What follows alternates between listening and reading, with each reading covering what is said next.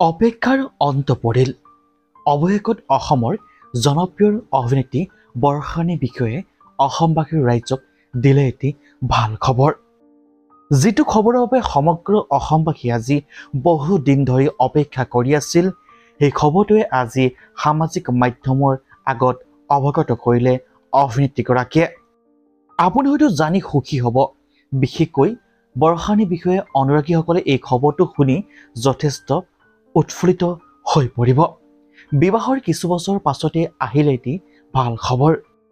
বহু দিন ধৰি অসমবাসীৰ ৰাইজে বৰ্ষানীৰ বিষয়ে এখন বোলছবিত মুখ্য চৰিত্ৰত অভিনয় কৰা দেখি পোৱা নাই, যাৰ বাবে বহু দিন ধৰি অপেক্ষা কৰি আছিল অসমবাসীৰ ৰাইজে যাতে বৰ্ষানীৰ বিষয়ে আগৰ দৰে পুনৰ অভিনয় জগতত নামি পৰক, বিশেষকৈ অসমীয়া বোলছবি জগতত।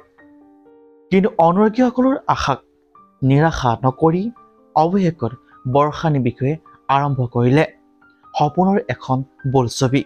হয়, আপোনালোকে ঠিকেই শুনিছে, যৌৱনে আমনি কৰে পাৰ্ট 2।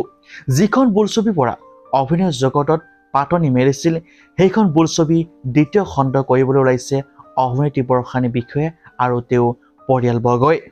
ইতিমধ্যে জ্যোতি চিত্ৰবনত আৰম্ভ হৈ গৈছে শ্বুটিং। অসমবাসীৰ ৰাইজৰ পৰা সহায় সহযোগিতা তথা আশীৰ্বাদ বিচাৰিছে। আপোনালোক বাৰু আগ্ৰহী নে এই বোলছবিখন চাবৰ বাবে?